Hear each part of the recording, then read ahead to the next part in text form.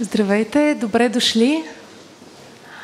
Благодарим ви, че и тази вечер дойдохте на фестивал Архитектурен фестивал София. Казвам се Бойко Огнянова, архитект съм и съм куратор на програмата. Тази вечер ще ви въведа в фестивала и в темите тази вечер съвсем накратко, преди да дам думата на лекторите ни тази вечер. Архитектурен фестивал София се провежда от 17 септември Деня на София до 5 октомври Световния ден на архитекта, чиято тема тази година е климатични промени. Не случайно и правим заедно с Българския съвет за устойчиво развитие този панел Устойчив град и в него представяме понятия и теми и проекти, както тази вечер, свързани с устойчивото развитие на града. Съвсем накратко за програмата. 3 панела имаме. Единият е по-скоро свързан с гражданското участие, възможности за участие и запознаване на широката публика с темите за архитектура, ландшафт и урбанистично развитие.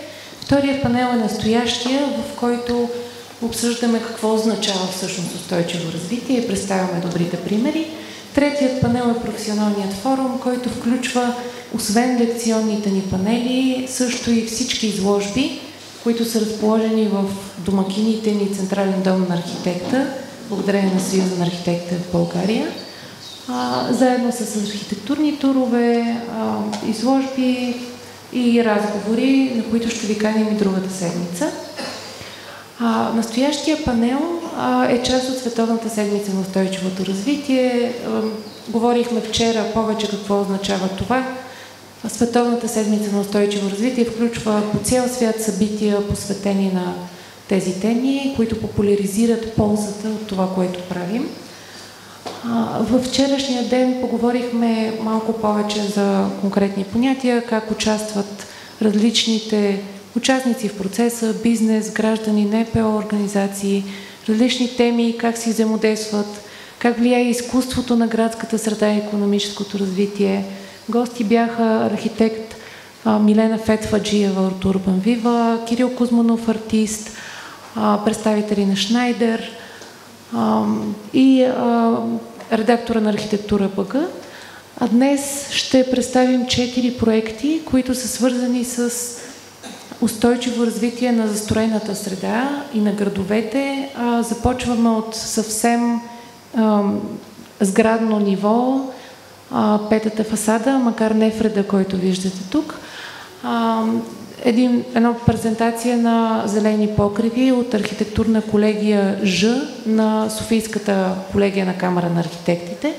След това ще продължим с проектът Mild Home, който е за вече сградно ниво устойчиви сгради, как хора като нас могат да се възползват от добри примери и да участват в това, да вземат добрите практики.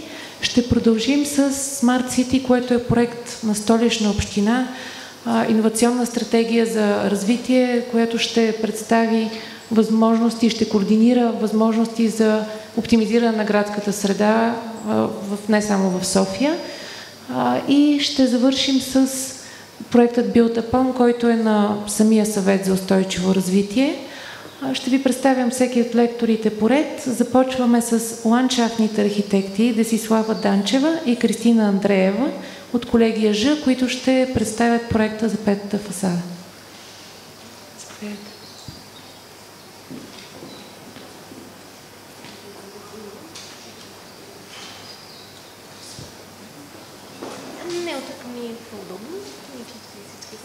Здравейте, както разбрахте, аз съм една от нашия бином от ландшафтни архитекти, Кристина Андреева се казвам, и ще ви представя частта от петата фасада, по-конкретно европейските политики и регулация в областта, т.е. какво правят общините и градовете, за да насърчават развитието на покривното и фасадното озеленяване. След мен щафетата ще поеме и моята колежка Десислава Данчева с технологии за зелени покриви. Тази снимка, която виждате, е съвсем истинска и актуална, Тъй като част от информацията в моята презентация е взета от последният конгрес, четвърти конгрес по покривни градини, провел се в Истанбул през пролета, си позволих като фонова снимка да използвам именно тази покривна градина върху най-големия техен конгресен център, наречен Зорлу. И започваме, разбира се, от южната ни съседка Турция, с едно красиво изображение, разбира се, на стена, която е около шосе, градина на стената, която добавя на стойност в случая към градската пътна инфраструктура. Както знаете, Лалето се свързва, разбира се, с Холандия, но има така една борба между двете държави, коя е неговата родина. Разбира се, това е Турция. Не случайно съм застъпила малко по темата за Лалето и в моята презентация, тъй като общината дава изключително много средства, освен за отглеждането на това цвете и за много научни изследвания, както съм описала в рамките на Истанбулска фондация на Лалето, изследвания за самата култура, подкрепа за художествени произведения, свързани с Лалето и така нататък. Малко информация имате да добиете представа община Истанбул, която е един метрополитен, колко много се обновила в зелен аспект от 2012 година до настоящия момент. Виждате 447 нови парка, 21 милиона квадратни метра нови зелени пространства. И нещо любопитно, една иновативна и бих казала нестандартна идея за озеленяване на покрив и на автобус, така наречения батобус, чиято цел е, разбира се, да го разкраси и да намалява вредните емисии в атмосферата, които, знаете, се изхвърлят от автомобилния транспорт. Това е така като закачка. Така, от южната ни съседка се пренасяме в Хамбург, град в Германия, в който наистина се отделят изключително много средства по настоящем за разработването и изпълнението на стратегия за зелените покриви. Както виждате, това са отпуснати 3 милиона евро със срок на изпълнение на програмата за 5 години. Като тук положителните аспекти са, че се дават облекчения на собствениците, които решават, на сгради, които решават да си направят такива зелени покриви върху техните кооперации, като финансовото облекчение е около 50% от таксата за отвеждане на отпадъчните води от валежи. Разбира се, успоредно и с финансовите облекчения, община Хамбург предвижда и промяна в доста от законодателните актове, нормативи, които са свързани с самото устройство на такъв тип пространства. За Хамбург това са Строителния кодекс, Закона за защита на природата, Закона за застрояването на Хамбург. И разбира се, отново се говори за нормативи за отпадъчните води с цел облекчаването на данъци чрез създаването на зелени покриви.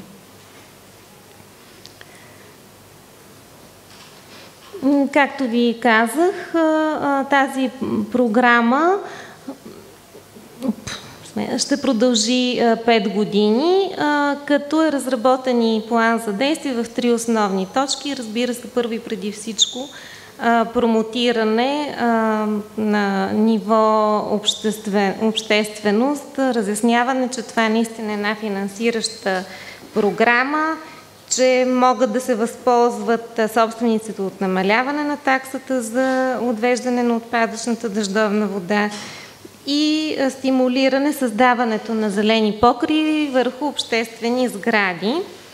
Търси се и диалога с обществеността, комуникации, разбира се, медии и се предвижда се да се провеждат и конкурси за зелени покриви.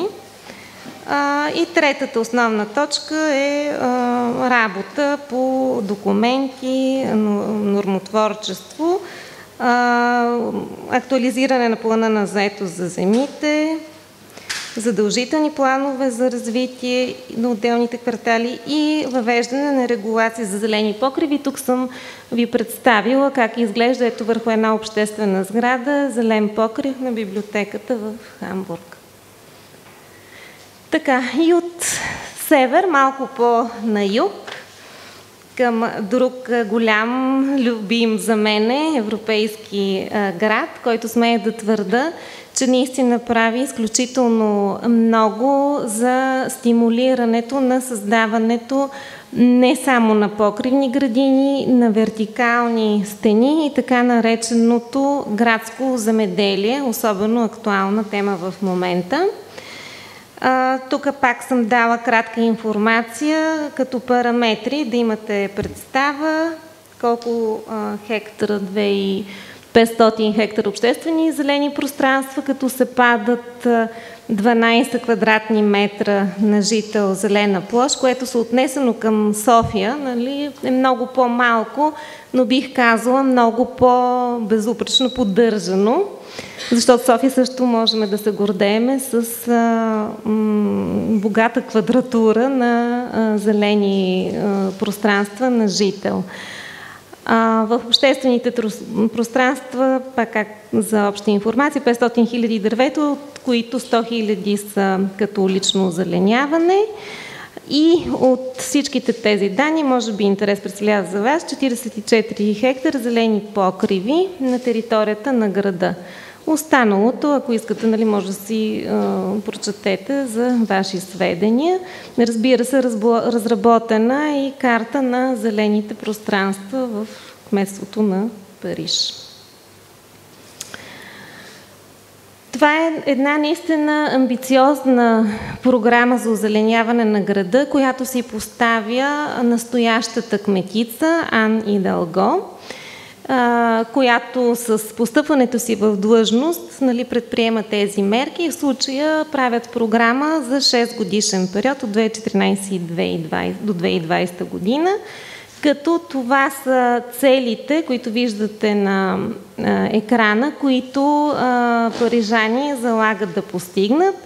300 хиляди квадратни метра нови градини, 20 хиляди новозасадени дървета, 1 милион квадратни метра, тя дори така, това е и мотото на тяхната програма, 1 милион квадратни метра зелени покриви, твърде амбициозно, разбира се, и зелени стени, като 1/3 от тази площ да бъде отредена за градско земеделие, както ви казах, изключително актуална тема в момента. Това и на място съм го видяла и тези снимки всъщност са от Париж, от това лято. И те илюстрират булета, който е последният, развитието на градското земеделие, създаването на градски ферми, повече кошери и създаване на овощни или зеленчукови градини, основно в училищата. А тази снимка конкретно е нещо, което много се впечатли.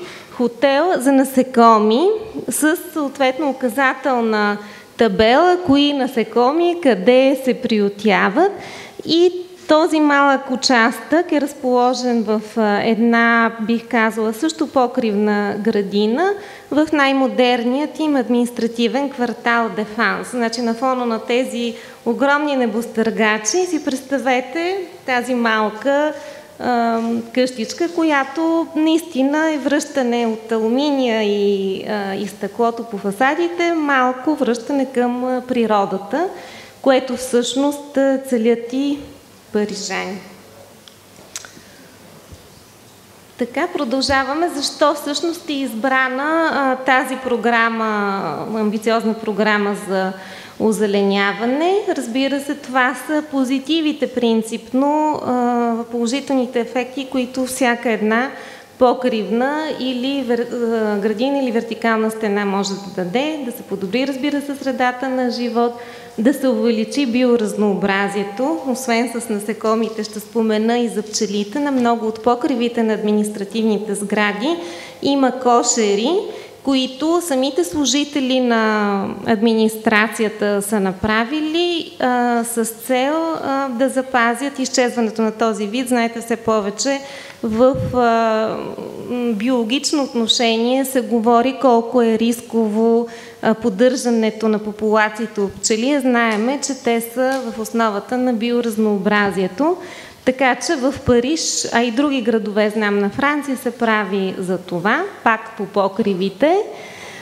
Намаляване на градското затопляне, да, адаптация към климатичните промени. Всички сме свидетели, включително и в нашата страна, на все по-разрастващите се климатични промени с негативен ефект, бих казала, като наводнения. Ще ги засегна по-нататък в презентацията, защото има пряка връзка между или положителния ефект покривните градини и намаляването на наводненията. Така ето увеличаване пропускливостта на почвата и по-добро използване на дъждовната вода, т.е. задържането и в самата покривна настилка зелена, преди изпаряването или отичането в канализацията. Подобряване, разбира се, качеството на въздуха и тази малка нужда от природа, която се напомня пак в такива кътчета, пак е снимка реална съм я направила, от една покривна градина, пак в Дефанс, с табелка, с указания за гражданите, за обществеността, как могат да си направят кът. Тук е даден част от жив плет, пак обясненията за какви насекоми, птички и подобни могат да виреят, биологично разнообразие и нали, като идея за всеки един жител или служител в този квартал, защото основно е административен. Така. Пак свръщаме към цифрите, за да добиете представа какво е финансирането на тази 6-годишна програма. Виждате 500 милиона евро от градския бюджет, съгласувани от парижани. В Париж е изключително активно гражданското участие, изключително много кметската управа държи на обратната връзка под всякаква форма от гражданите. Много от решенията всъщност проистичат от предложения, от идеи или от решения на самите граждани. Както виждате, чрез интернет платформа гражданите се приканват да гласуват, да предлагат нови проекти. Бюджетът конкретно за 2015 година, горе съм дала общото, а само за 2015 75 милиона евро, като виждате 5000 идеи са дадени от парижани и 1500 от тях са за озеленяване на улици, обществени паркове и 1/3 вече от тях са за зелени стени. Сега малко илюстрация. Първата, разбира се, то се вижда, не е петата фасада, но една от страничните. Жива стена, много е популярна, оазисът на Бокир в Париж, изключително красиво творение, както самите се убеждавате. И следващата снимка илюстрира тази политика на общината, младежта, младите хора в детските градини, дечицата и учениците в колежите да се насърчават да отглеждат растения, като за тази цел се създават тези мини-овощни градини на покрива на сградите, в които учат. Както ви казах, мотото на тази стратегия на Париж е 1 000 000 квадратни метра зелени покриви до 2020 година и 1/3 от тях да е с градското земеделие. Основно ще се акцентира върху озеленяването на общинските сгради, но разбира се, биха се насърчили и частните, и другите собственици, да, както и компаниите за недвижими имоти, да предлагат сгради в зелени сгради, не в зелено, ми зелени, с част от тях в зелено.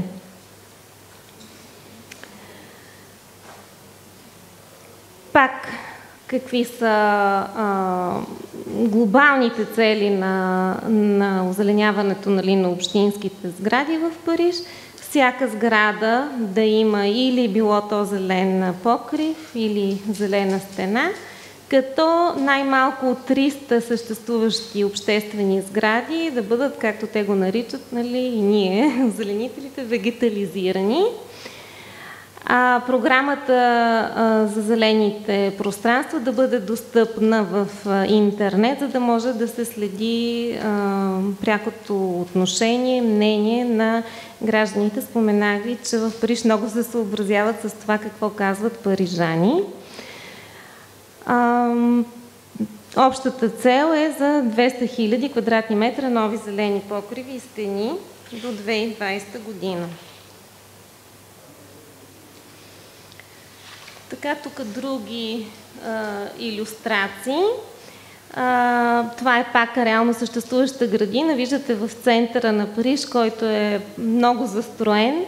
Разбира се, в близост с красивата гледка на Айфеловата кула, покривна градина на хотел Пулман е направена като овощна градина за зеленчуци, подправки, и от ресторанта на хотела събират реално екопродукция за някои от нещата, разбира се, от тази градина. Идеята е принципно, нали, пак с тази стратегия да се насърчат хората да озеленяват своите сгради, но мерките за постигане на това са изброени по-долу, че трябва да се промени схемата за градското планиране, да се предостави, разбира се, и доколкото е възможно безплатна техническа помощ на желаещите да направят тази промяна и тези покривни градини, да се създаде зелен лиценз, интернет платформата за гражданствеността и да се подпомогне финансово озеленяването на сгради със социално предназначение. Ето това е върху училищна сграда, мини градска ферма. Кои са обстоятелствата, които водят към създаването на успешни проекти за градско земеделие? Че това е една продуктивна система, както видяхме с ресторанта към хотел Пулман, с добавена стойност, може да си ползвате продуктите в домакинството, да кажем. Възможност за лично участие, което се насърчава особено при децата и при учениците, разбира се и при възрастните. Проект с множество цели, както разгледахме всичките влияния върху средата на обитаване, не само заради това, че ще се отглежда някаква продукция. И съответно сградата придобива много по-красив имидж и по някакъв начин може да доведе и до намаляване на разходите за нейната поддръжка. Като стратегията на община Париж е да идентифицира кои са реално нуждаещите се сгради от такива зелени покриви и фасади и кои биха били реалните и осъществители на тези проекти. Задължителен е диалога между неправителствения сектор, проектанти, изпълнители, нали, професионалисти и собственици. И съответно другото решение е да накарат собствениците да се запознаят с проекти, които съществуват или които са подходящи да бъдат направени за техните сгради. Сега в края вече на моята презентация съм дала и няколко научни изследвания, които така бяха провокирали моето внимание. Сферата на зелените покриви и стени. Както ще видите от повечето заглавия, търси се винаги връзката между зелените покриви и новите технологии, климатичната адаптация, също така намаляването, риска от вредното въздействие на климатичните промени, вече споменах наводненията. ако представлява интерес, първата е на университета Утрехт в Холандия, зелени покриви и климатични адаптации, като са изследвани 5 водещи града в тази сфера. Виждате кои са. И интересното тук е, че освен чисто документален анализ, са взети и 58 интервюта с ключови действащи лица, както от НПО сектора, гражданите, проектантите. Другото изследване пак е интересно, защото е между два университета, единия в Европа, между Европа и Азия, и Щатите, разбира се, в Истанбул университета, катедра на ландшафтна архитектура, и в Мичиган университета, като тук се прави съпоставка между традиционни или така както те ги наричат народни примери за зелени покриви, т.е. което е останало само да се засажда и възпроизвежда, и модерните, разбира се, облагородени примери. Така и още две. Управление на дъждовните води чрез зелени покриви. Въобще много се говори за компилацията между тези два цвят, синьо и зелено, респективно вода и зеленина, растителност, по какъв начин те са в симбиоза и как могат да се влияят взаимно и съответно едното да намалява вредността на другото, когато има приливи.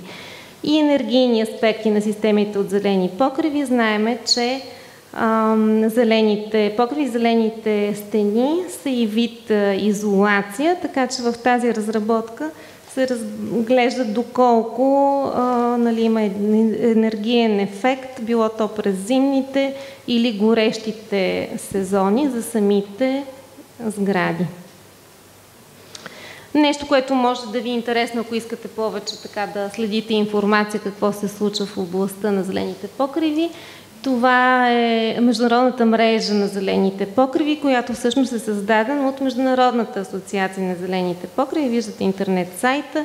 Седалището е в Германия, ИГРА се казва, като целите на асоциацията са да разпространява, разбира се, най-добрите постижения в световен мащаб, не само в европейски, както и да има трансфер на знания, на разработки в областта и не на последно място разработването и на стандарти за зелени покриви. И благодаря ви за вниманието.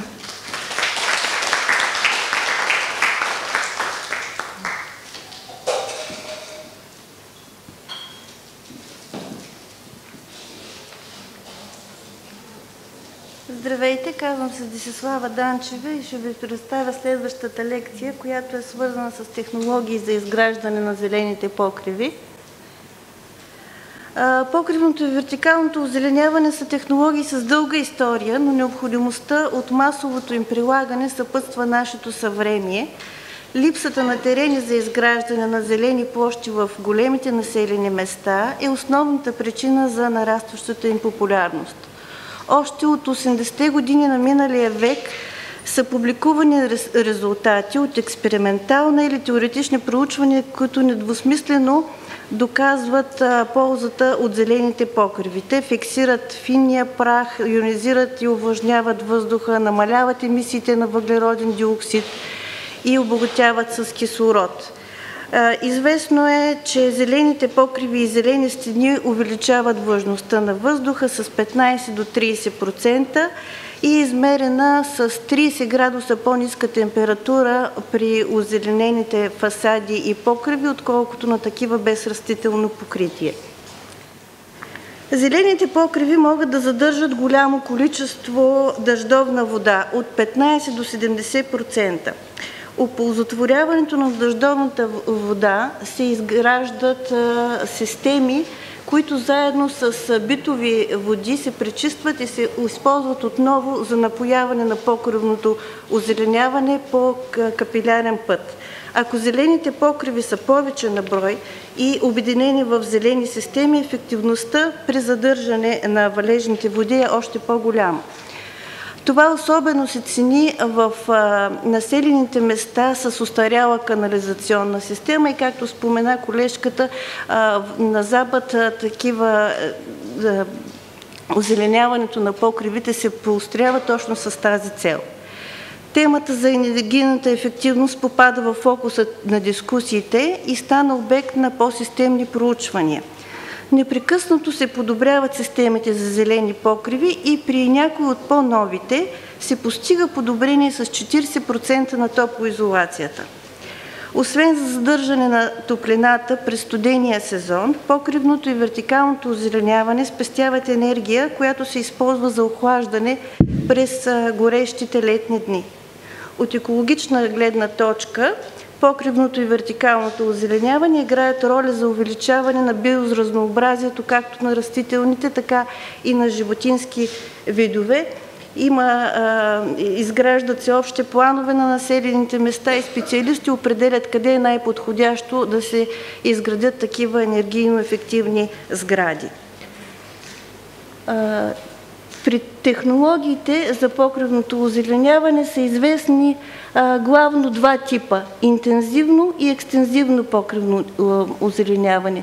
Интензивното озеленяване, при него вегетационният пласт е с минимална дебелина от 25 см и се използва за използваеми покриви.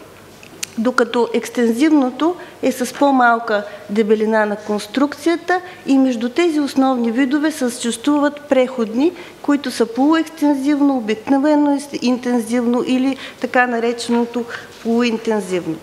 В зависимост от дебелината на конструкцията, покривната градина, при покривната градина натоварването на квадратен метър може да достигне от 150 до 350 кг на квадратен метър, докато при екстензивното озеленяване то може да е от 20 до 80 кг на квадратен метър. Най-добре е проектите за покривното озеленяване да се разработват успоредно с проектите на сградата.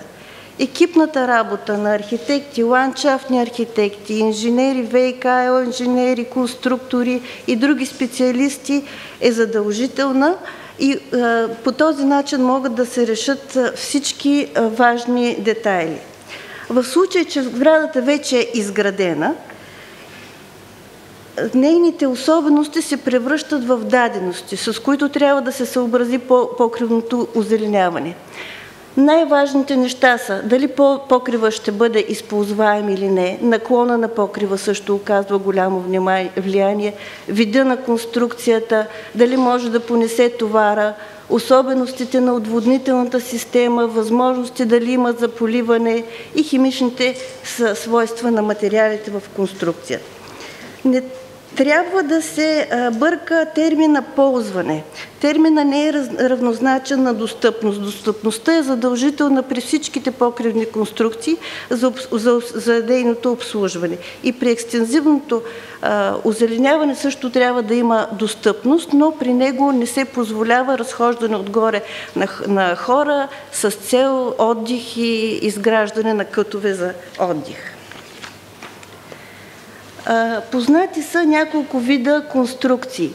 Трислойна, това е най-често използваната конструкция, състои се от дренажен, филтърен и вегетационен пласт най-общо. При двуслойната и еднослойната конструкция, както виждате, липсват някои от слоевите, но при двуслойната и еднослойната конструкция задължително трябва да се избягват глинестите частици, за да се предотврати затлачването на дренажния пласт. Еднослойната конструкция може да се използва само при наклонени покриви и екстензивно озеленяване.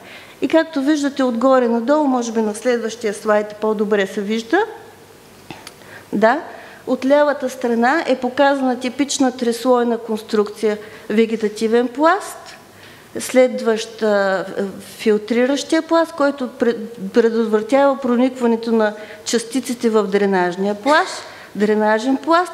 След това може да има един или два слоя изолация и най-долу е хидроизолацията. Всъщност този пласт коренозащитния поддренажния предпазва хидроизолацията от нараняване.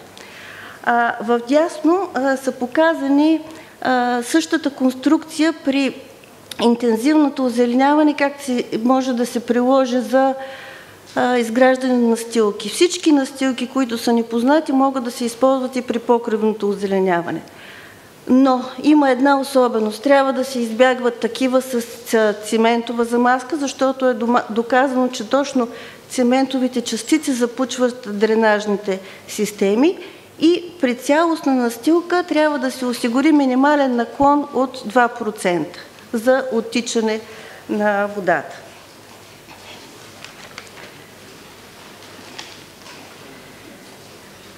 При изграждането на наклонени покриви с наклон до 20 градуса се използва по-релефен дренажен пласт, виждате го там, малко прилича на саксийки, който играе роля за задържане на субстрата.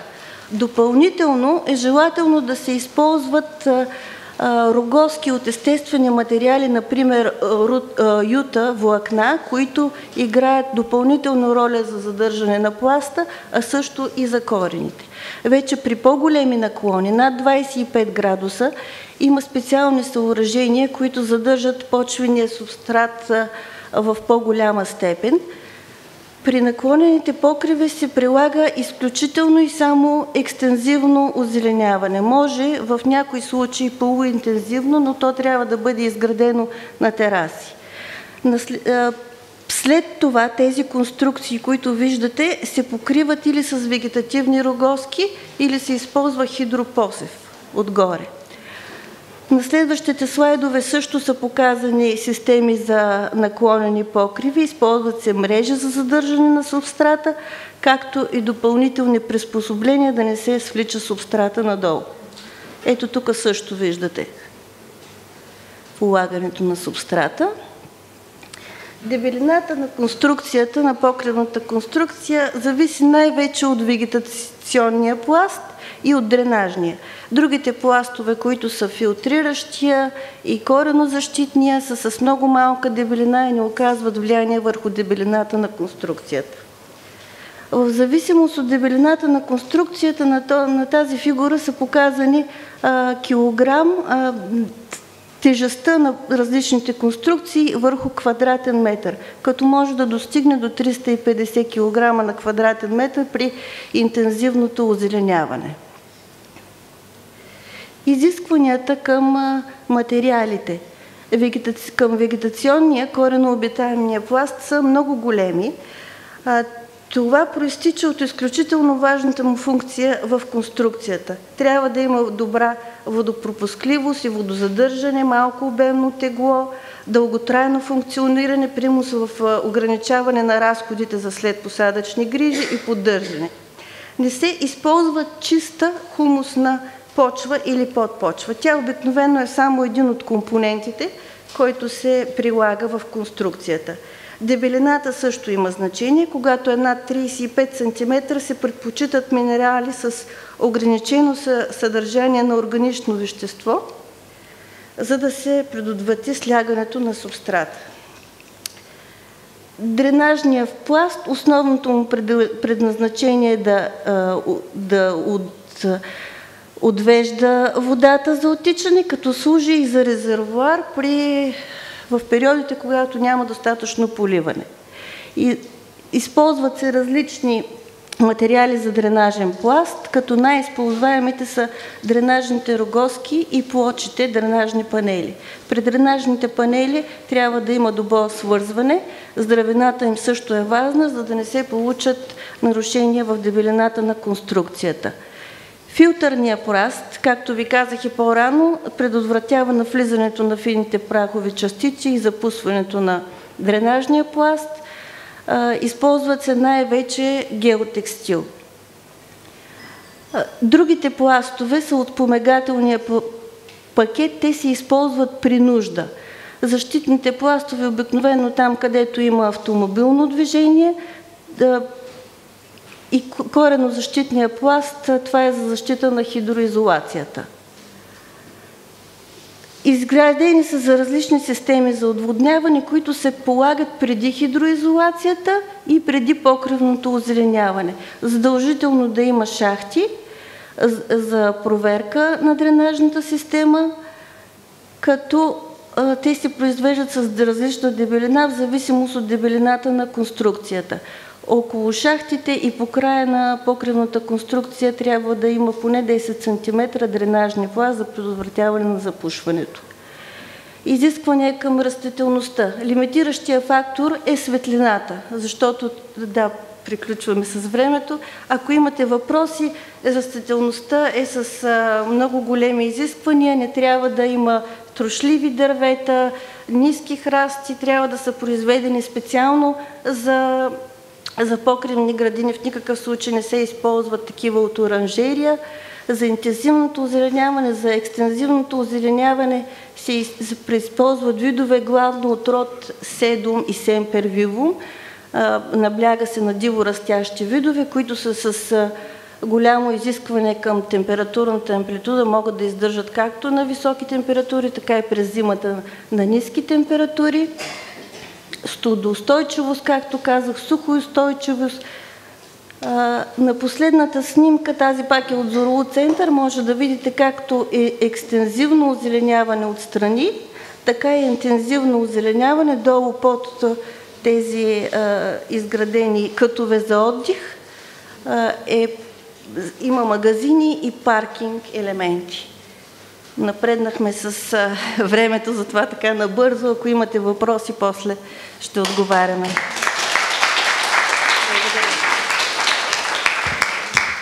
Много ви благодаря. Темата е изключително интересна и обширна, без съмнение. И двете презентации бяха много интересни. Радвам се, че в България вече има добри примери за такива покриви, макар и не за такава регулация.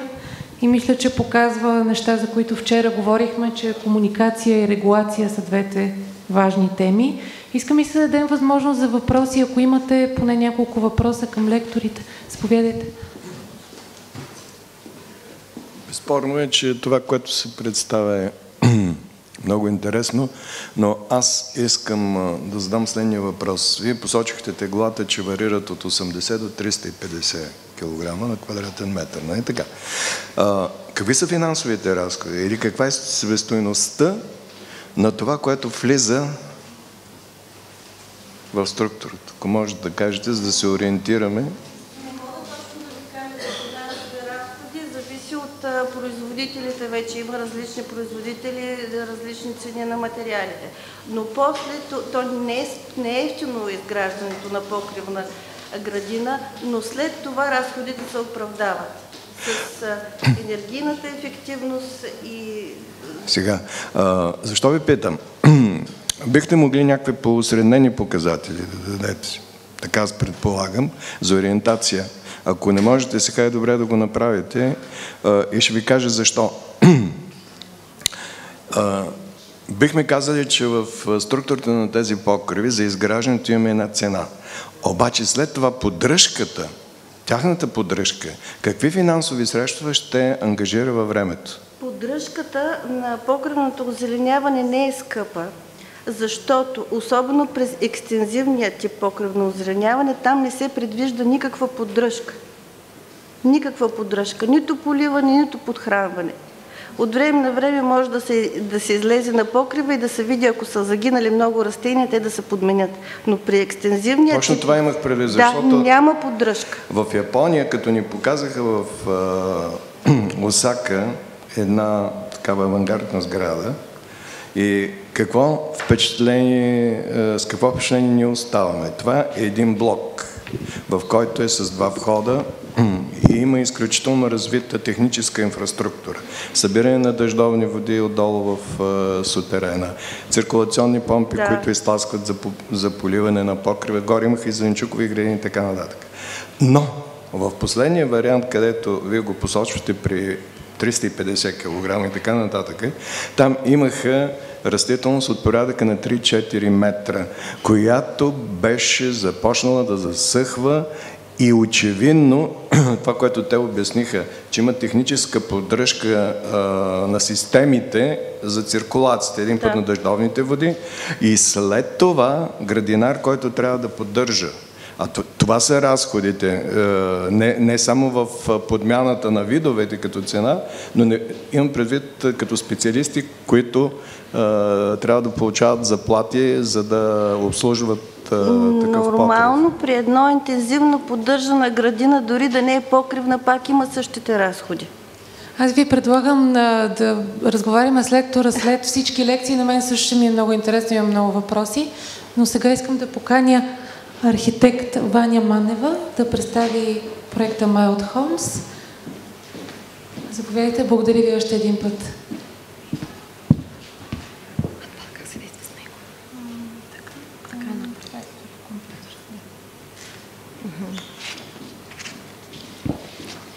Добър вечер и от мен.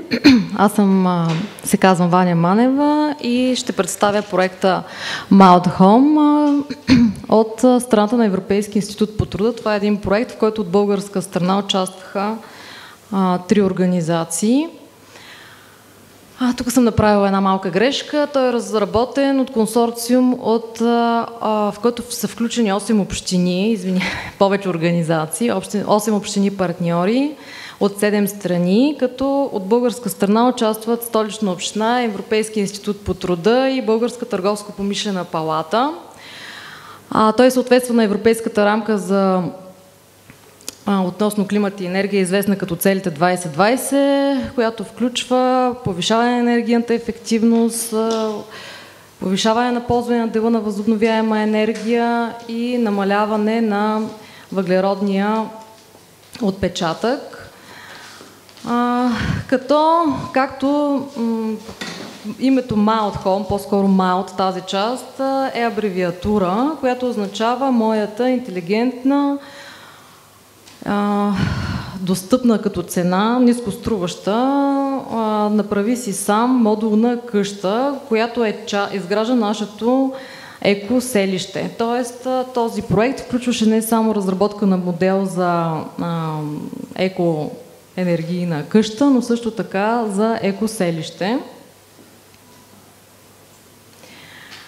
Като този проект също така е част от програмата, което пропуснах да кажа, Югоизточна Европа за трансгранично териториално сътрудничество и съответно включва подходи, чрез които да се преодолеят съществуващи бариери, които бяха дефинирани като големи първоначални инвестиции за жилища, високи разходи за урбанизация. Същевременно в тази част на Европа намаляване на покупателната стойност на семействата и липса в гражданите на увереност в използването на сградни автоматизации, някои енергоефективни мерки, както и към ориентация към едно природосъобразно поведение.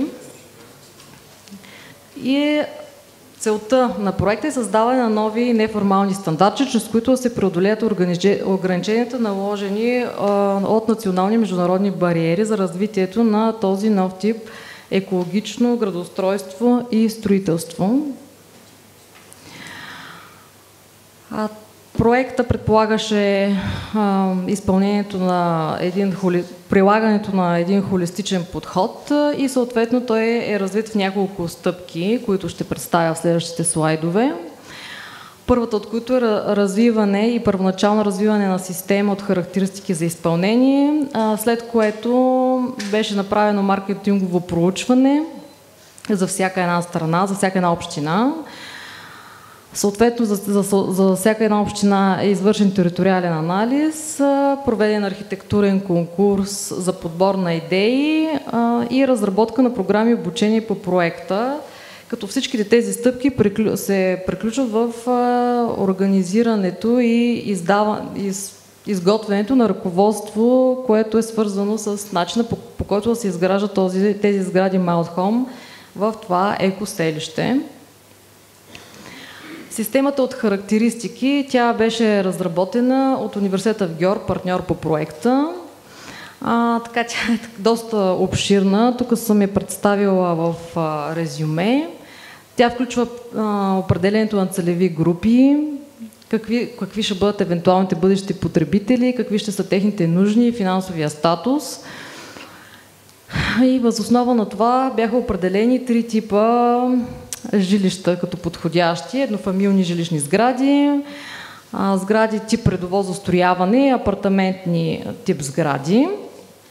Също като функционални характеристики се търсеха начини, по които да се интегрират функциите, за да се създаде не просто една територия жилищна, като част от града, да се създаде една общност. Като структурни характеристики, изключително голям акцент в този проект беше върху екологосъобразността на използваните материали и технологии, търсене на начините за намаляване на въглеродните емисии. И като последна част от тази система от характеристики за изпълнение е създаването на един бюджетен план, чрез който се определи евентуално като процент къде са най-скъпите разходи по отношение на капиталовложение и по отношение след това на експлоатация на тази територия, тези сгради. Тук искам така да обърна внимание, че се оказа за нашата страна много трудно определяне на тези проценти. Особено след провеждането на маркетинговото проучване, където в много от анкетите точно тази част оставаше празна, за съжаление.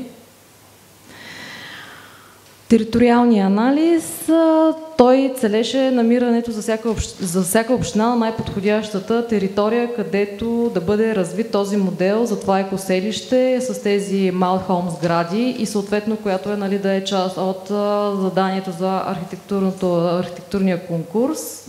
Като следваща стъпка, идеята, заложена в проекта, беше да се използва територия, която вече е урбанизирана, изоставена и един вид тя да бъде ревитализирана, но за рамките на проекта, като период, за Столична община общо взето не можаха да предоставят територия, която да е урбанизирана. Сега там твърдението беше, че повечето от тези територии са приватизирани, аз това не мога да го кажа. В крайна сметка бяха предоставени 4 територии, които да се анализират и да се избере най-подходящата, които се намираха в северната периферия на столицата.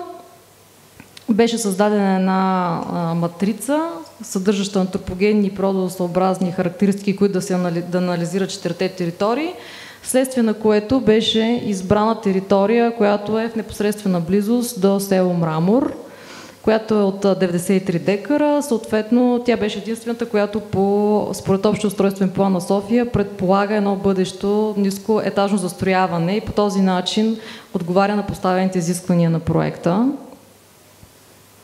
И въз основа вече на територията и на резултатите от маркетинговото проучване, резултатите от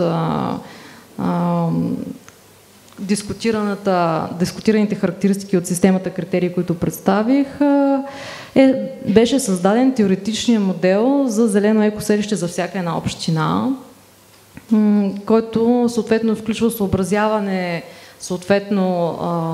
тази територия какъв обществен достъп като транспорт има, защото това е от изключително значение за устойчивото развитие. Също така, какви са възможностите, бъдещите за икономическо развитие на тази територия, от изключително голямо значение, какви са климатичните особености, физическите характеристики. Беше определено по какъв тип обитатели като проценти да заселват това селище, като от маркетинговото проучване се установи, че около 20% от обитателите се очакват да бъдат необвързани и други 80% двойки и семейства,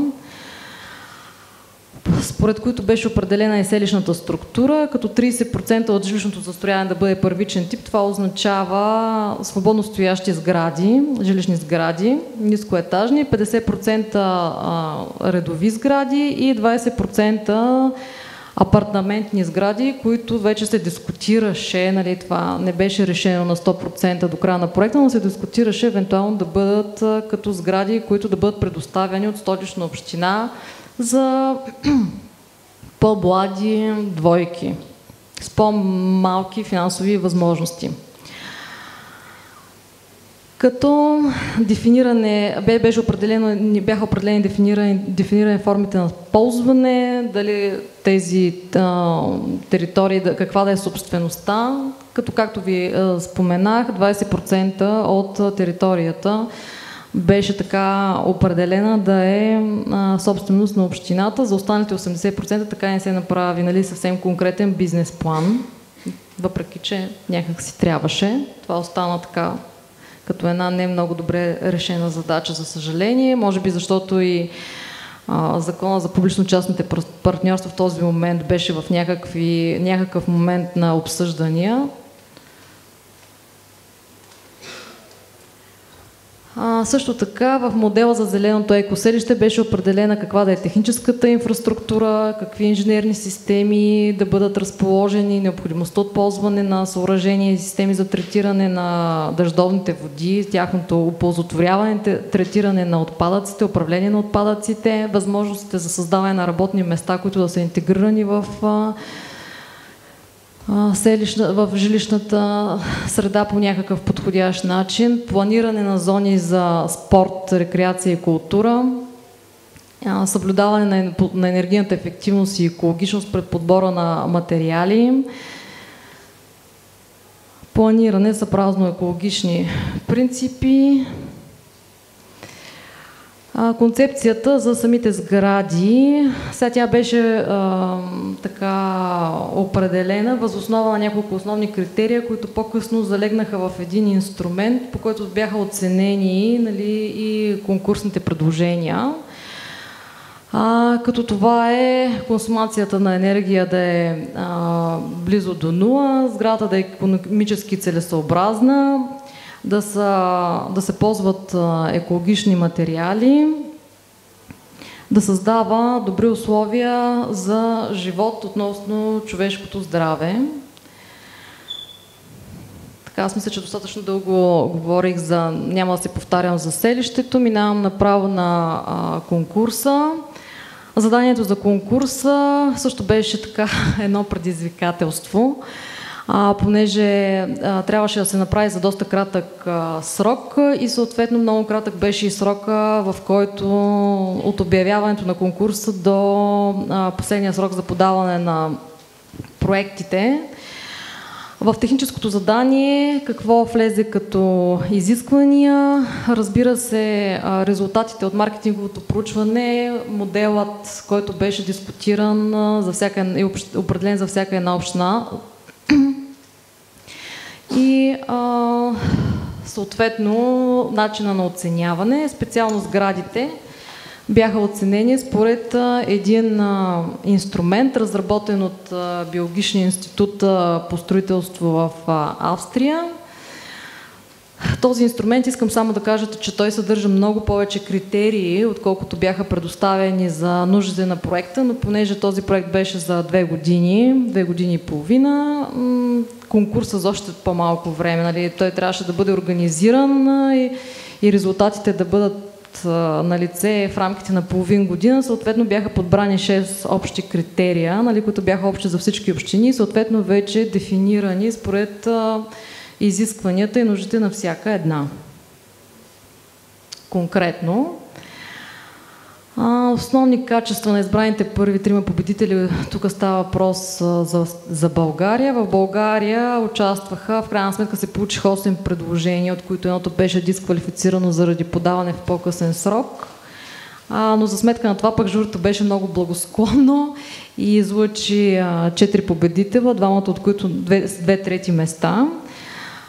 За този кратък срок от време, което беше само 2 месеца за изработване на тези предложения, участниците показаха решения за управление на отпадъците, решения за създаване на екологична среда за живот. Бяха се съобразили с критериите по този Mount Home инструмент абсолютно всички. Първото място е на един екип архитекти, българи и и италианци, като условие на конкурса беше задължително водещия архитект да е българин. Тук на този слайд може да видите и начина, по който тези проекти са били оценявани, начина, по който този доклад е достигнал и до водещия партньор по проекта. Горе в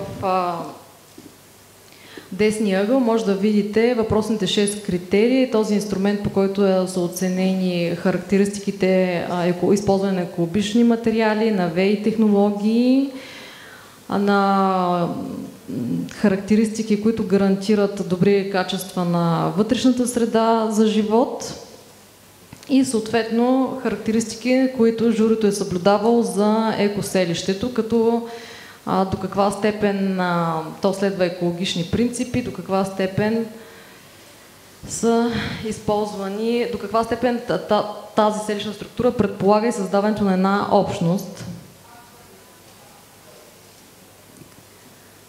Също така като Mount Holmes сгради, първото място като качество на проекта, компактната форма, интегрирането на ВЕИ технологии в архитектурната форма, добрата модулна разработка с възможност за различни комбинации бяха оценени като качества.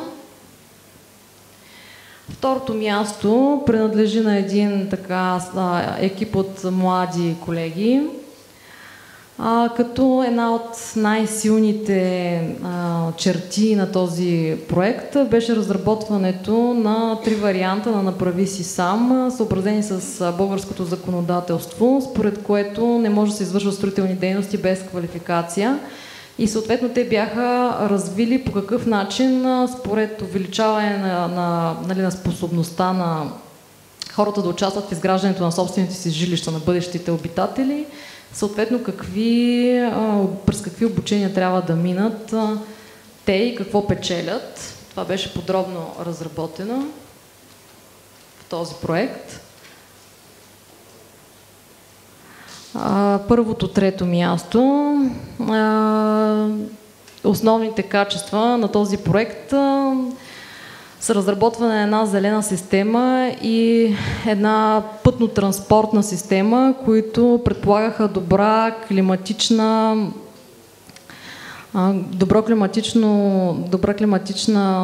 обстановка, среда на самото селище.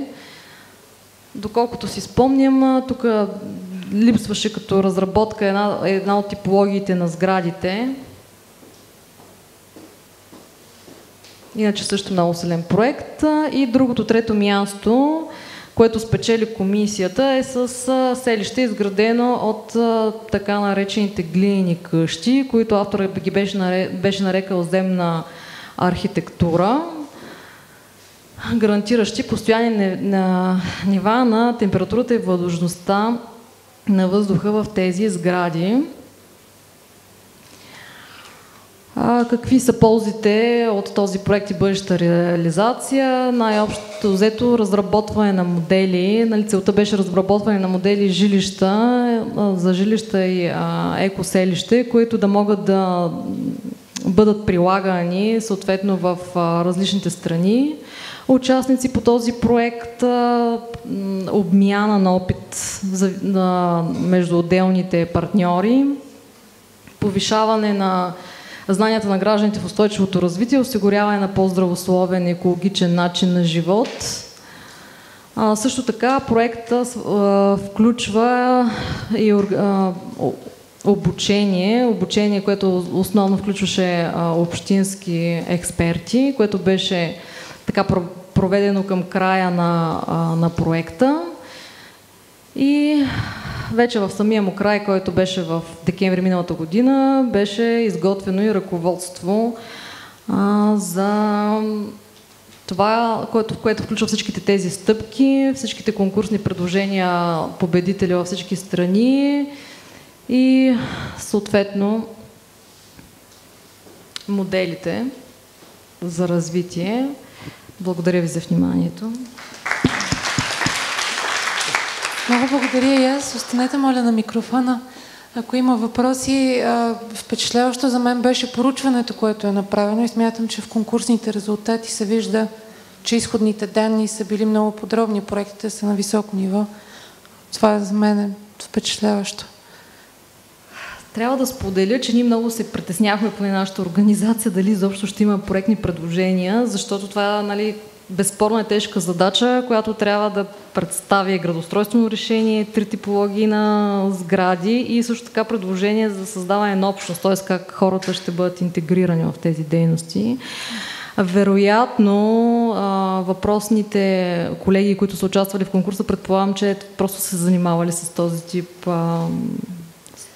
строителство или не знае, според мен е видимо как заданието е дало добри резултати. Има ли въпроси от публиката?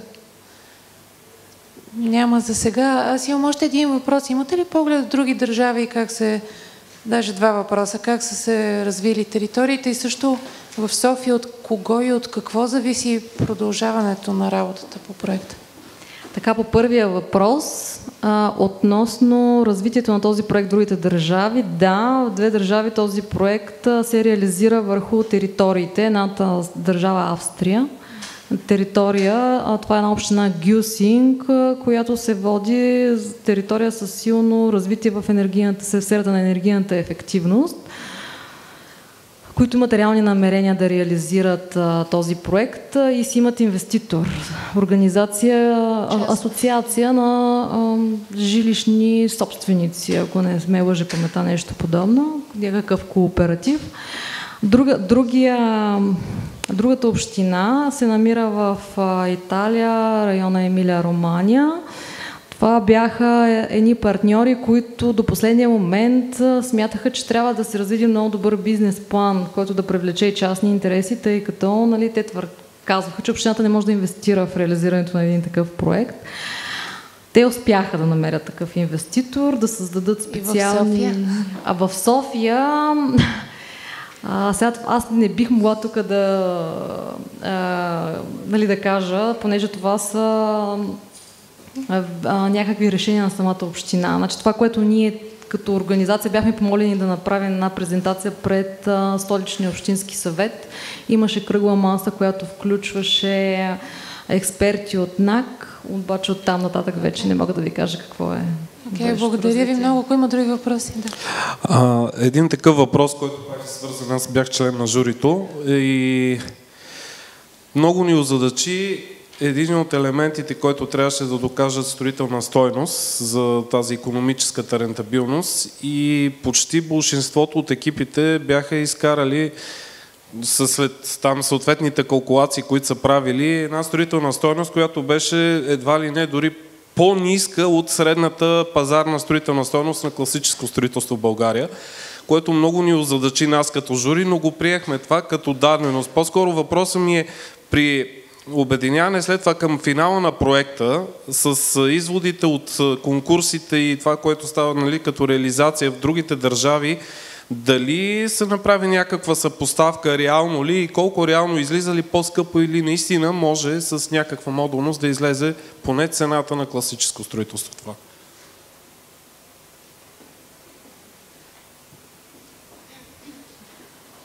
Ако позволите още един въпрос.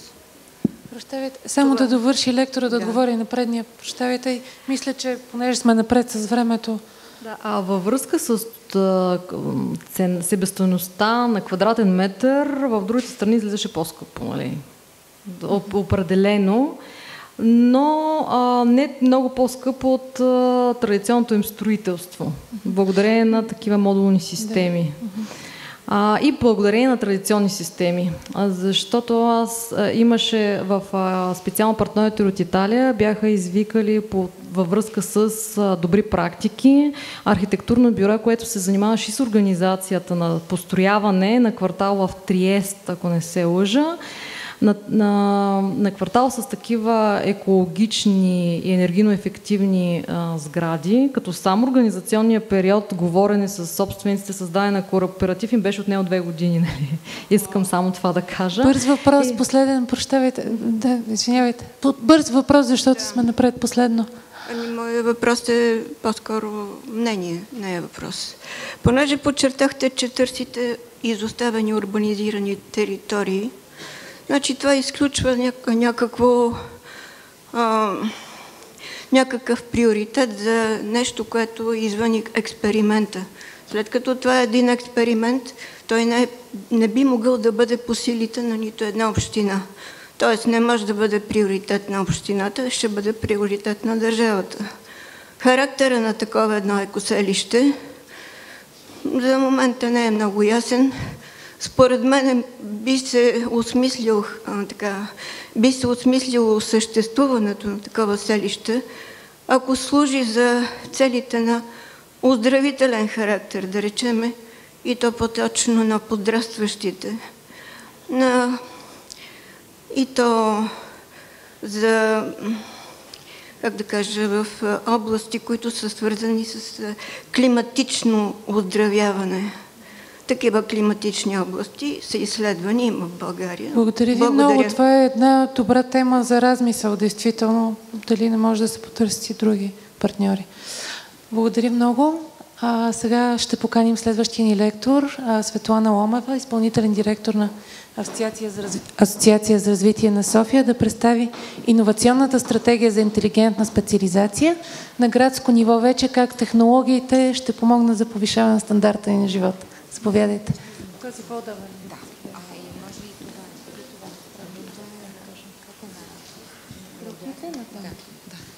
Здравейте!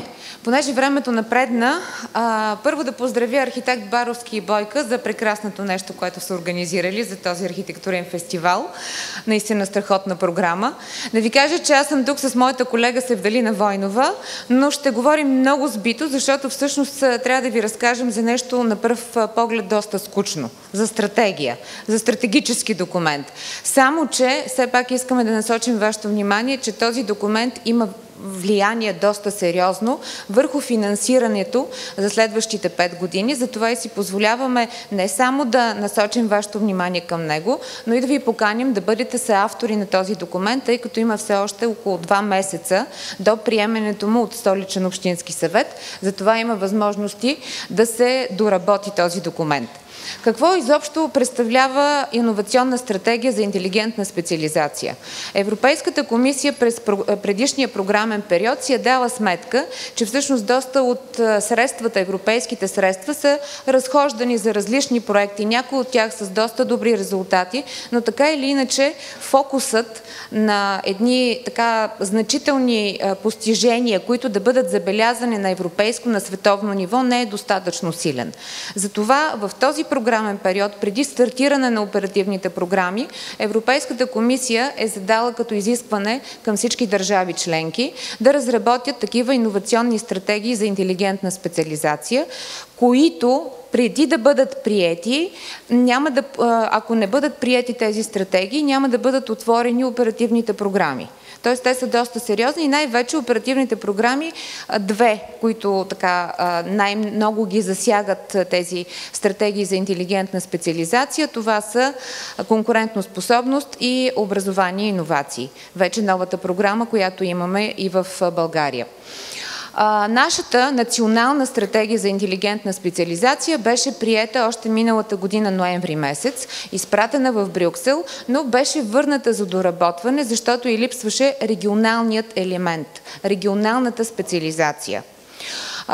Паралелно с това, ние решихме, че София като столица на държавата би трябвало да задава модела за такъв тип интелигентна специализация и затова без София да е задължена да има такава стратегия, започна да работи една работна група още от началото на тази година, която да разработи подобен документ за София.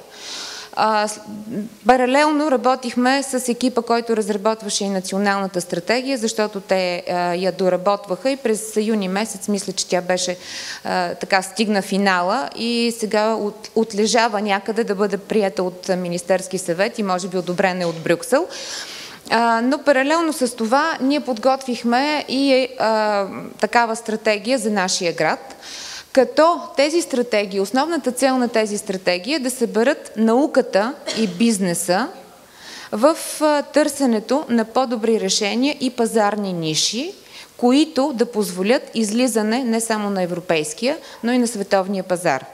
И тук бих искала да поздравя колегите от първата презентация, петата фасада, защото те всъщност това направиха в тяхната презентация. Те показаха научните изследвания, показаха резултатите, показаха практиката, която се е случила. Тоест всичко това, което е необходимо да работи заедно науката и бизнеса, за да доведе действително София и България да излезе на едно така успешно европейско и световно ниво, защо не? Трябва да бъдем с самочувствие и да търсим нови пазарни ниши. Ако трябва да взема повод от предишната презентация, тези модулни системи на къщите, които на това селище, което искат и се надявам в един момент да бъде изградено, защо не? Подобно нещо България и София да бъде водеща в правенето на такива модулни системи или пък водеща в зелените покриви и подобни фирми български, заедно с научните изследвания, които правят, да излизат на европейския пазар и да ги правят там. Това е целта на тези интелигентни стратегии за специализация. Те стъпват обаче на силните страни на града и на държавата. И националната стратегия е определила 4 области, които смятат, че са приоритетни области за развитие на държавата. Това са информационни и комуникационни технологии, мехатроника и чисти технологии, биотехнологии и културни и творчески индустрии. София има 2 от тези области, като след малко ще стигна и до тях, но ние тук сме посочили, че всъщност София няма как да бъде строго профилирана само в 2 области, защото все пак София е столица на държавата. Още повече, че Европейската комисия насърчава да има на ниво регион такъв тип стратегии. Тоест, когато ние правим Софийската стратегия, мислим малко или много за югозападния регион, защото това е региона, в който се намира София. Тя не е отделен регион. Каква е целта на тази стратегия? Значи тук е една таблица, която е взета от един европейски документ, което не е чак толкова важно, не е необходимо да спирам вашето внимание кой е документа, но тя в момента показва какъв е иновационният потенциал на държавите. България се намира преди Румъния все пак, което е добре. Но е в така наречените скромни иноватори. Националната стратегия си поставя за задача България от скромни иноватори да мине в следващото ниво умерени иноватори. Т.е. да направи една крачка напред. За София обаче ние решихме, че трябва да си поставим цел, защото все пак столица на държавата, трябва да си поставим цел да стигнем нивото, което е средното за Европейския съюз, и т.е. на последователите до лидери още не сме стигнали. Надявам се да го постигнем и чрез такива иновационни проекти, които видяхме до тук, а и чрез такива документи, които фокусират политическото внимание и финансовото най-вече на оперативните програми към изпълнение на такива проекти. Както казах, тези стратегии стъпват на силните страни на държавите, на градовете, в нашия случай Софийската стратегия, но ние си дадахме сметка, че всъщност трябва да имаме предвид и слабите страни на града. Ето в началото виждате къде се намира София в европейската иновационна екосистема. Тоест имаме и доста така срамни позиции, които заемаме, но от друга страна насочвам вашето внимание към последните булети, където е записано, че София е на 3-то място в Европа по брой създадени стартапи за 2014 година и се нарежда преди Париж и Берлин, което е наистина една от силните страни на София. Тя е в челната десетка за предпочитана дестинация за аутсорсинг на ИКТ и бизнес процеси в света.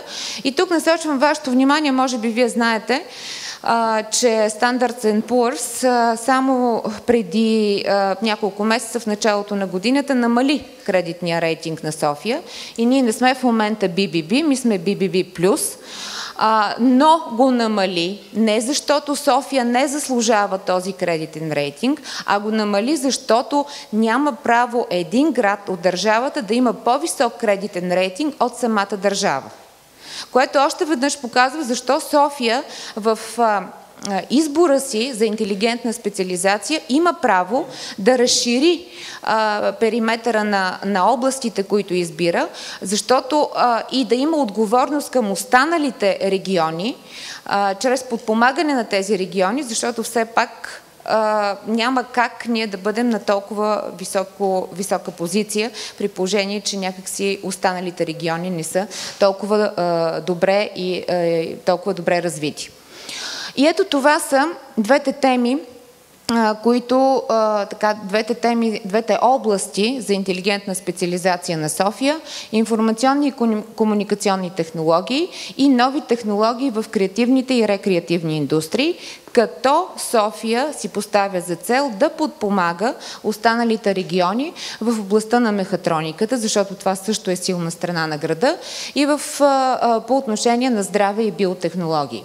Разбира се, разработването на тези теми водят до създаване или развитие на иновационна екосистема.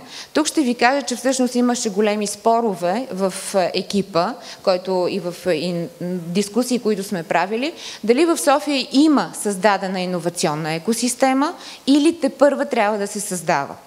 След малко ще ви покажа какво сме мислили, какво сме работили по тази тема, но така или иначе искаме да постигнем чрез създаване или развитие на тази иновационна екосистема, наистина Smart City, това, което архитект Баровски беше сложил като заглавие на това представяне, и най-вече повишаване качеството на живота.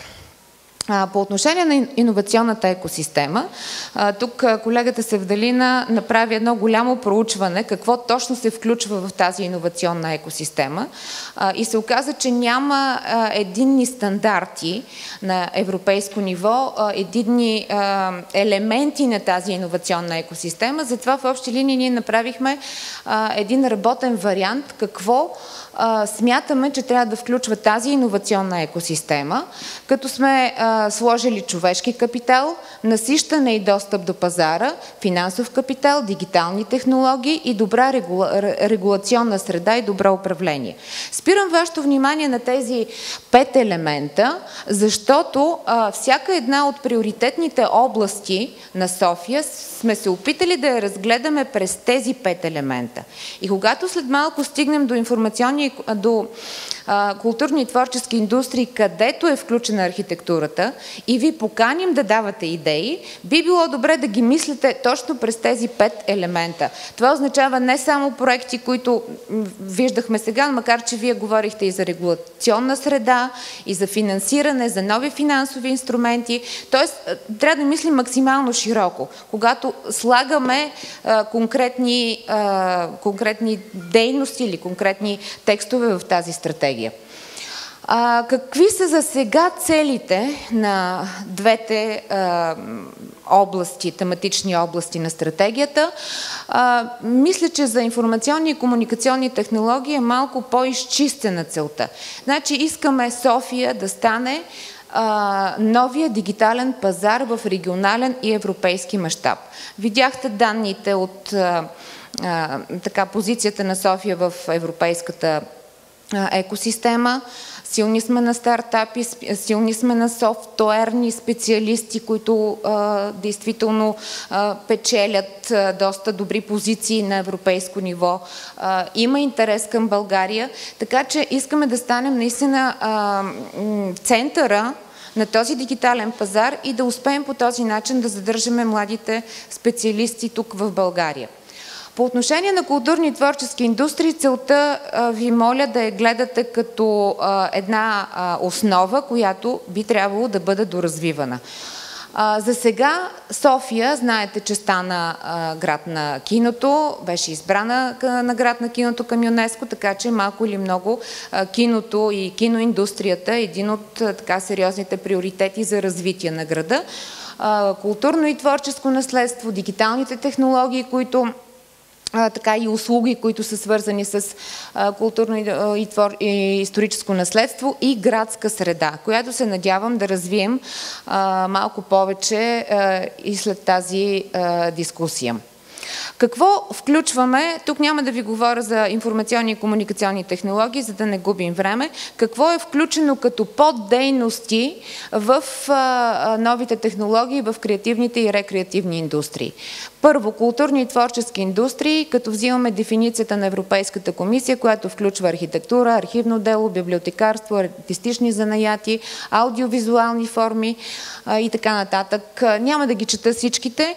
Вие ще имате възможност и да видите сайта, на който може да видите малко повече за целият документ и се надявам наистина да допренесете за неговото написване. Дигитализация, дигитални хранилища, дигитални медии, виртуален показ на изкуство, социализация на културно-историческо наследство и така нататък.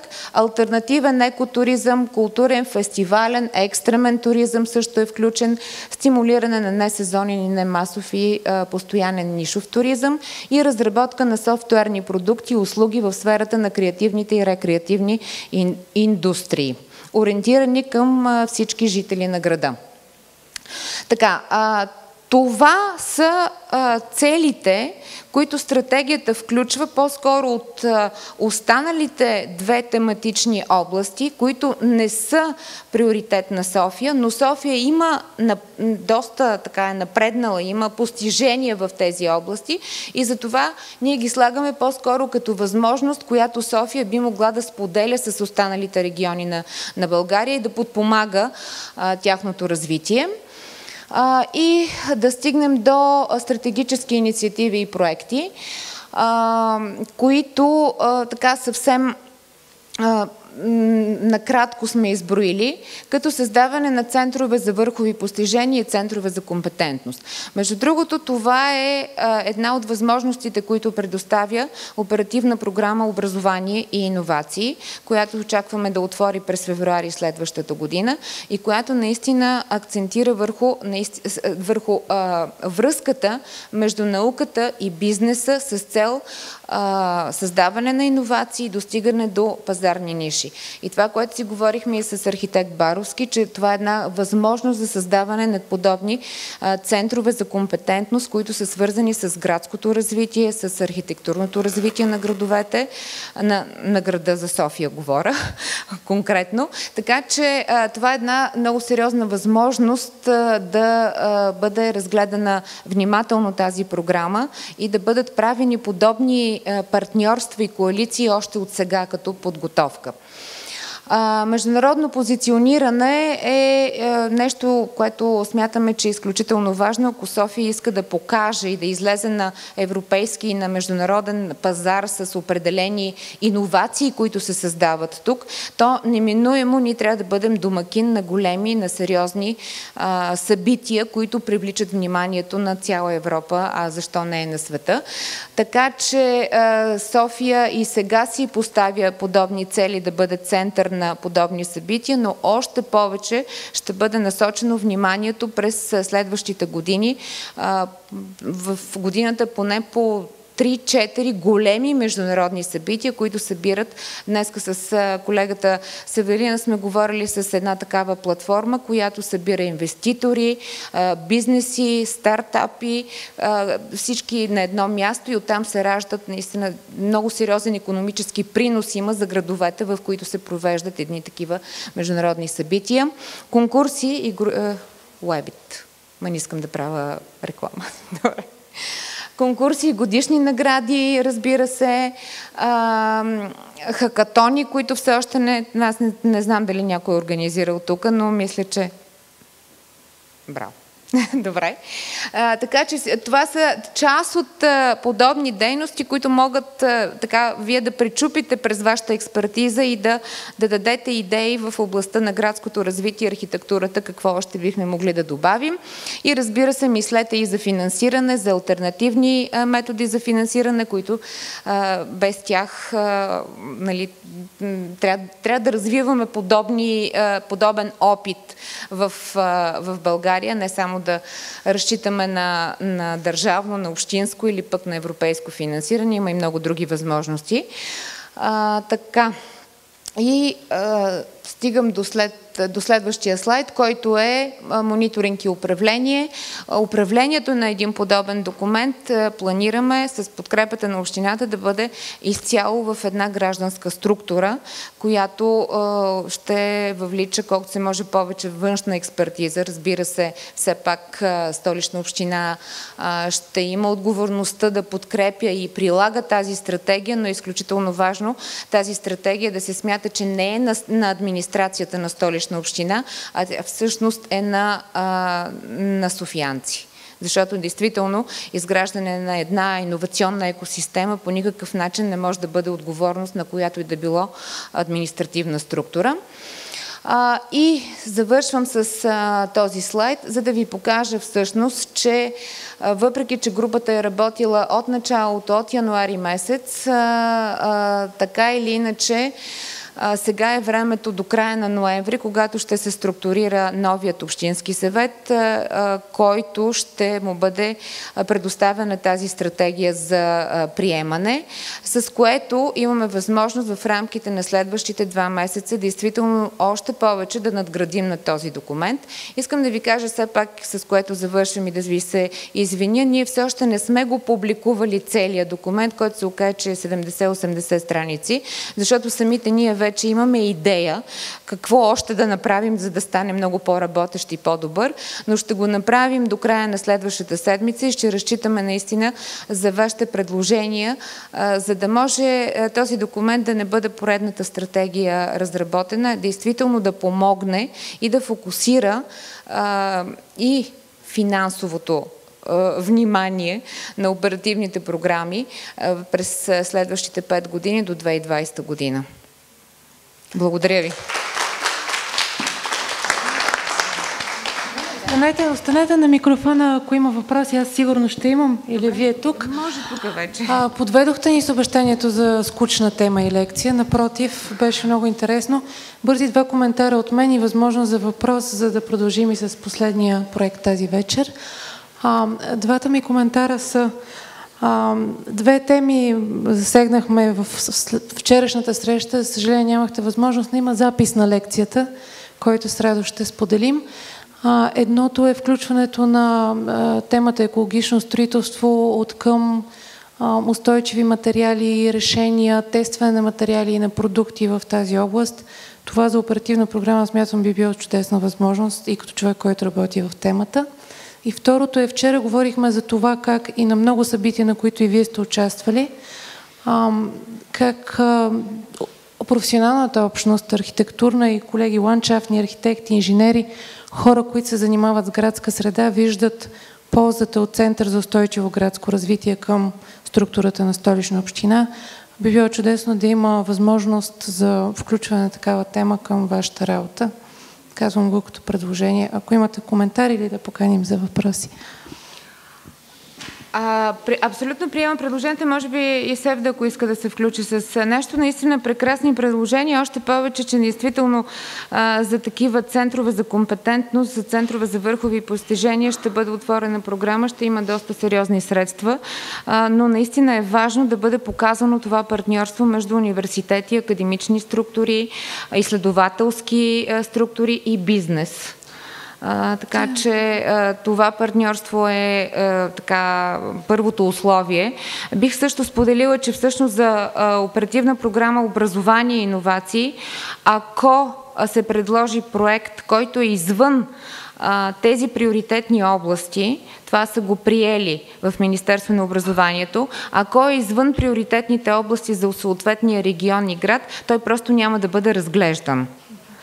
А пък в програма конкурентоспособност са приели, че ако проектът е в приоритетните области, то тогава ще получи, мисля, че 5 или 10 бонус точки, тук не съм сигурна, но това съвсем скоро ще го видим. Мисля, че би била чудесна възможност камерата да събере предложения, да покани на обсъждания какво общността, архитектурната общност може да излъчи като предложение. Аз мисля, че наистина това е нашия мейл, но най-добре на архитект Баровски да пускате нищо във връзка с него. Да. Така че имаме време наистина до края на ноември да направим нещо, което ще бъде за нашия град, защото ние искаме чрез тази стратегия, както както и видяхте, повишаване качеството на живот в града. Успех ви пожелаваме. Друг въпрос от публиката? Аз искам да ви попитам. Да. Слушах доста внимателно това, което предлагате, но прогнозиране... Малко ли отдигнете? Сега добре ли? Прогнозиране на риска от внедряването на иновациите в различни области. Дали нещо може да кажете в тази връзка? Аз мога само да ви посъветвам, защото мисля, че и вчера бяхме на една дискусия, където се говореше, че всъщност ние не оценяме риска, когато създаваме някаква политика или изпълняваме някакъв проект. Тоест оценката на риска от изпълнението на този проект трябва да бъде част от самия проект. И това така няколко пъти беше предложено, че е нещо изключително важно, което би трябвало да се прави. Ако ни помогнете с формулирането, някакси бихме го записали в един такъв стратегически документ във всички области, т.е. оценката на риска от изпълнението на един проект. Или политика. Защо не и политика? Точно така. Да. Става въпрос за това, че вие сте прави за това, че в всяка една област, т.е. има проекти и тези проекти трябва да дават оценката. Но тъй като вие разработвате стратегия или политика, значи вие трябва рамката на стратегията на риска да бъде формулирана. И мястото мисля, че е тук. А това, което вие казвате, значи тази база, която се разработва на риска, тя после ще влезе и ще бъде детализирана в конкретните проекти. Аз мисля, че това е правилният път. Абсолютно сте прав, да. Има го, да, ще помоля и себе да се включи, има го в самия документ. За всяка една от областите са разписани и рисковете. Аз просто не ви разбрах точно какво. Аз ви предлагам, действително, този разговор чудесно е, че може да довършите. Да, разбира се. Съвсем накратко, само да не забравяме две неща. Тази стратегия цели не да изброи, да направи един набор, един каталог от иновации, които да бъдат приложени. Цели, обаче, както си говорихме, в София има ужасно много силни страни, които ние не успяваме да капитализираме. Говорихме си тук колко силно IT имаме, какъв страшен сектор имаме. В крайна сметка не можем да капитализираме така, защото виждате, че сме на опашката по иновационния индекс. Така че идеята ни имаме ужасно много идеи, в крайна сметка имаме страшно малко патенти. Патенти и лицензии сме на едно от последните места. Как да ги доведем, как да го дадем този човешки ресурс, с този научен ресурс, с този потенциал? Ето сега тук, например, говорим, няколко пъти се спомена за екологични материали, за мобилни конструкции, за модулни конструкции. Можем ли това да го доведем заедно с научния потенциал, с потенциала на специалистите от всичките области? Можем ли да го доведем до едно продаваемо на пазара нещо? Ето това нещо, то до някъде риска, там ще помагат най-различни хора, всички ще помагаме. От бизнес ангелите до инвестициите на публични средства и на частни средства, но ние на пазара няма да се месим по такъв начин, че да регулираме риска или да даваме държавни помощи или каквото и да е друго. Въпросът е как се създава тази среда, която свързва едното, второто и третото и казва, значи в София има не само специалисти IT, например, които могат да аутсорсваме услуги при тях, защото е по-евтина работна ръка, а как може това да се капитализира и се каже, да, в София град, който има страшни стартапи, в който са направени едикви си мобилни приложения, в който всеки, който иска да използва едикви си образователни системи, може да си закупи този патент или да го използва, или да го направи шеринг, или да направи еди какво си. В такъв смисъл, както идеята за риска до някъде се регулира от пазара, но също така и когато вие мислите за вашите предложения, мислете в тази насока. Не само за конкретни проекти, много ще е хубаво да направим екоселище. Супер ще бъде. Но всъщност идеята на тази стратегия, чието основен инструмент за реализация са двете оперативни програми, които ще финансират иновации, е как да направим София място на иновации, така че хората да идват не само да регистрират стартапи, за да имат достъп до венчър капитал, а как да го направим град, в който е яко, в който е хубаво, в който мен не ме е страх да си патентовам нещото, защото знам, че то ще носи и да печеля от него. Защото знам, че то ще ми носи печалба на мен, ще ми бъде год за града, в който искам да си отгледам децата. В такъв план мислете и ще ни бъде, за всички ще бъде добре. Работата ви е важен успех. Добре, благодаря ви. В края на днешния ден, който наистина се показа и се очерта изключително интересен, се включват нашите домакини и партньори от Българския съвет за устойчиво развитие. заедно с Станислава Крумова, която е асистент-координатор на проекта Build-Upon.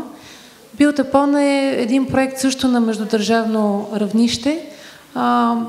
Затова завършваме с него, защото показва най-общо стратегии за развитие и сътрудничество. Заповядайте. Да.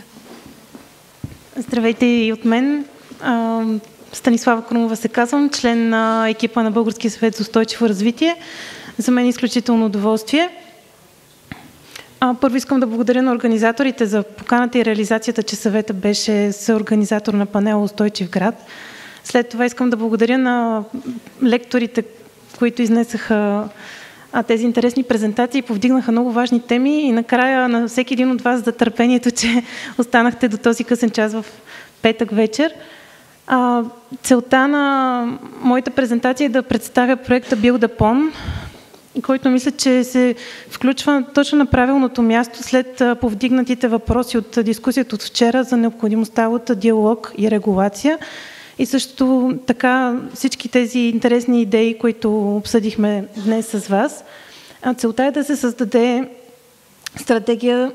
национална стратегия за основното обновяване на сградния фонд в България и тази стратегия да я създадем заедно всички ние.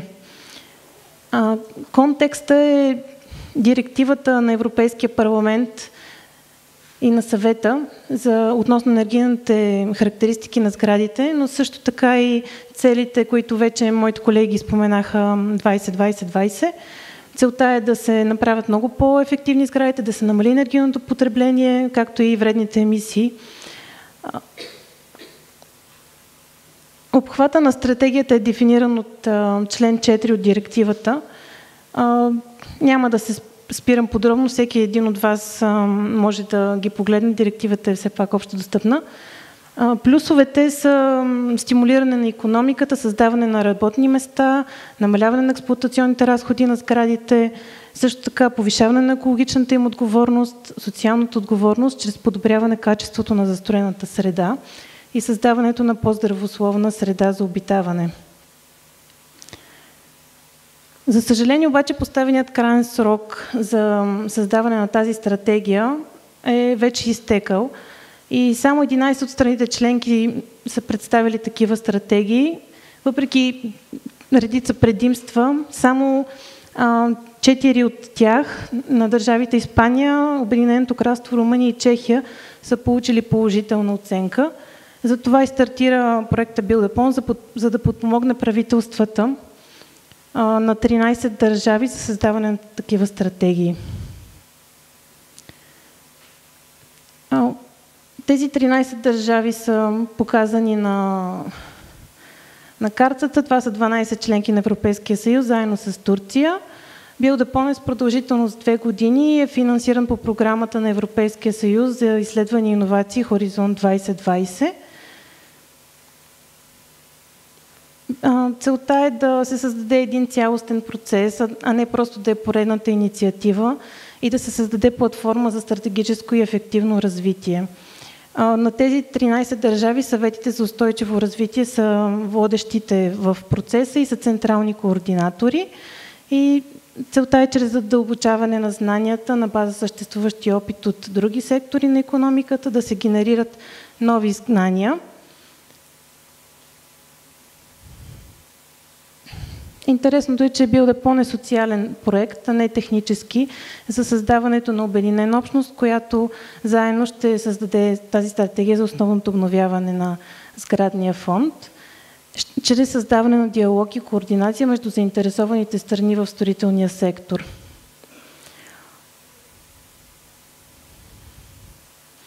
Какви са задачите, основните задачи на проекта?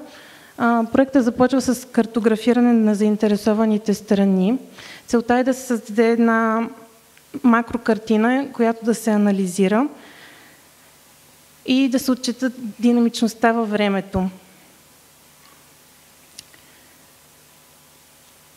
След това ще създадем платформа RenoWiki, която е инструмент за създаване на диалог между заинтересованите страни и установяване на партньорска мрежа за сътрудничество и на национално и международно ниво.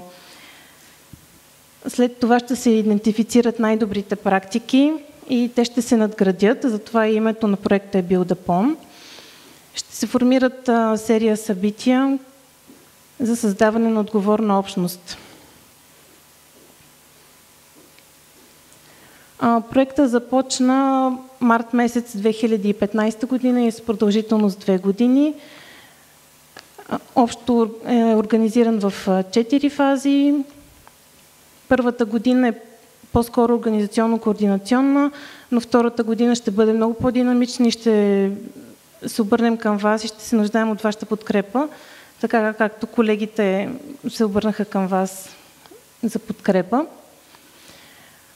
Първата задача с идентифициране на заинтересованите страни вече е факт.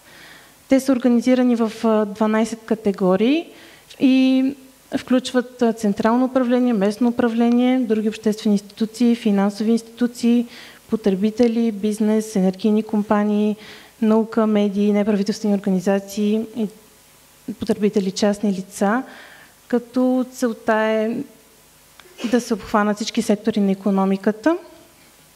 И аналогично на предишната стратегия, която беше представена,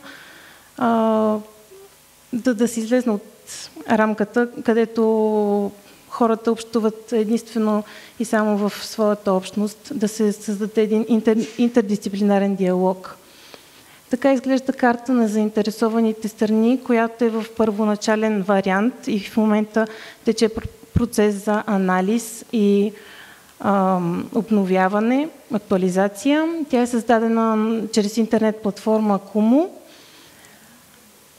и всяка една заинтересована страна е показана чрез сигнатура кръг, като виждате малко изглежда в момента хаотично, но всъщност всеки един отделен цвят представя определен сектор от икономиката.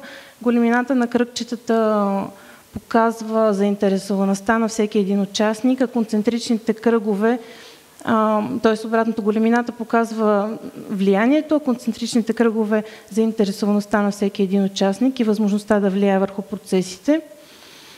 Като инструмент е интересен, дава възможност за анализ на страните, да се формират клъстери или да се филтрира, да се разглеждат отделните категории, като по-късно картата ще се актуализира чрез добавяне на връзки между всеки един от участниците и анализ на взаимодействието между тях.